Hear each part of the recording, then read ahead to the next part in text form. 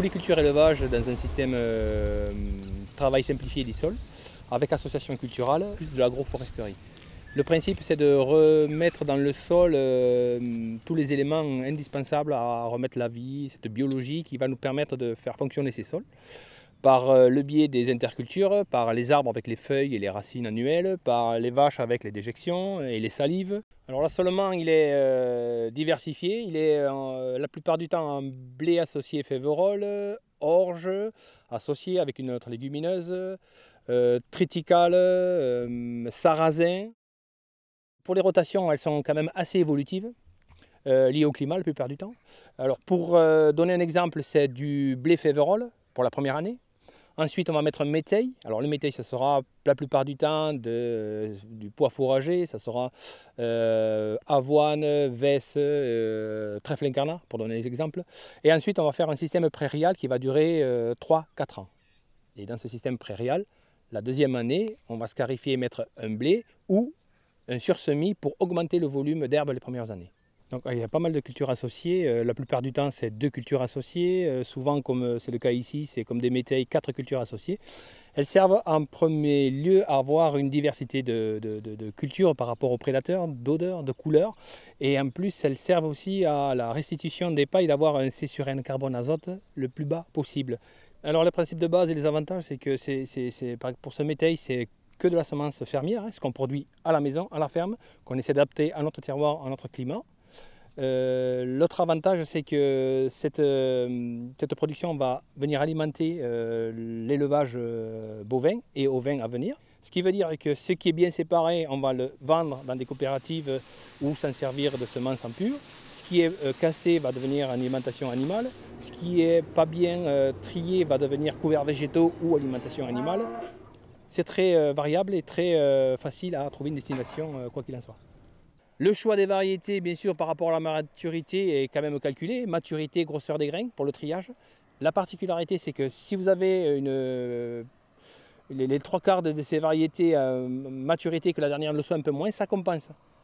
Des graines très sèches en grande quantité et quelques-unes pas tout à fait matures, l'humidité est compensée par le côté sec et ça conserve très bien. Alors techniquement, avant la culture, il y avait une prairie ici. Entre la prairie et le semis, il y a eu 2 passages d'outils, un outil à disque et un outil à dents. C'est scarifié, on essaie de scarifier le moins profond possible, mais il y a un minimum, on va dire, une moyenne de 5 cm. Semis en combiné. Combiné, c'est herse rotative, semoir, céréales. Densité au total, c'est 210 kg hectare, avec des proportions désirées. Mais pour ma part, ce que je désire le plus, je le mets facilement aux 3/4. Et un passage de rouleau après le semis. Aucun désherbage, aucun apport organique du semis à la moisson. On est à peu près entre 30 et 35 quintaux, pour ne pas me tromper. Une fois trié, ça fait une bonne proportion de chaque variété de semé. C'est très satisfaisant. Et d'autres associations, il y a le blé féverole, il y a l'avoine féverole, il y a l'orge pois fourragé, l'anti-pois protéagineux, ça c'était un essai, je ne l'ai pas refait cette année. Il y a luzerne blé, il y a aussi de temps en temps en culture de printemps, je rajoute du trèfle d'Alexandrie. Sur le blé féverole, les difficultés sont assez réduites. Juste pour la moisson, le plus grand risque c'est de moissonner et de battre trop rapidement ou trop serré, qui risque de fragmenter la féverole. Donc si on la fragmente trop au triage, donc on va avoir de la féverole dans du blé, surtout si part pour les farines pour faire du pain. Si on prend l'exemple d'une féverole avoine, c'est encore plus simple. La particularité de la féverole, c'est que si on la sème en pur, elle se salit. Avec de l'avoine et le reste, bien entendu, l'espace vide est rempli par l'associé, donc pour le cas l'avoine, et elle se bat très bien aussi, le volume de paille avec la féverole, il n'y a aucun souci.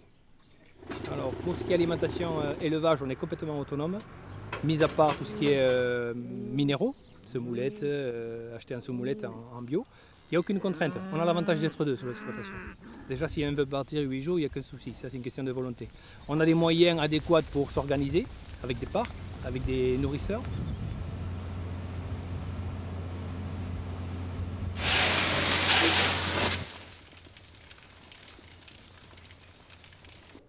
On a deux systèmes, on a un trieur à grille et pour fignoler, si on doit faire de la pure, si on doit faire de la semence, on a une colonne R.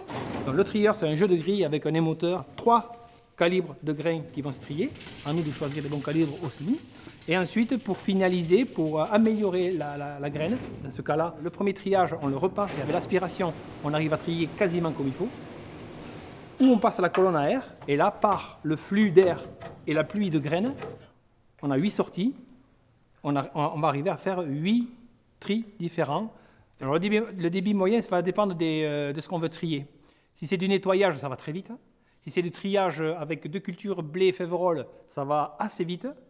Quand on arrive du triage à 3 variétés, voire 4, là, ça va très lentement, et pour cause. La plupart du temps, on ne fait qu'une pré-séparation, et ensuite on repasse cette semence qui va passer 1, 2, voire 3 fois pour avoir un résultat nickel.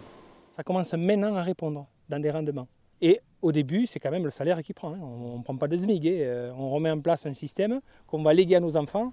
Ça, c'est notre salaire. Se promener à travers les arbres, à travers cette biologie qui fonctionne, c'est notre salaire au début. Alors on a un nouveau projet, oui, parce que dans cette démarche-là, c'est jamais fini. Là, on va mettre en place un atelier au vin, toujours dans la vente locale, aux dimensions d'exploitation, pour l'autosuffisance, et surtout pour mettre en valeur des parcelles qui répondent un peu moins pour l'instant. Laisser le temps aux choses de se mettre en place. On est tous pressés, on devient patient. Ce fameux lâcher-prise, là, vous apprenez lâcher-prise, là c'est du concret, parce que sinon, vous ne le faites pas.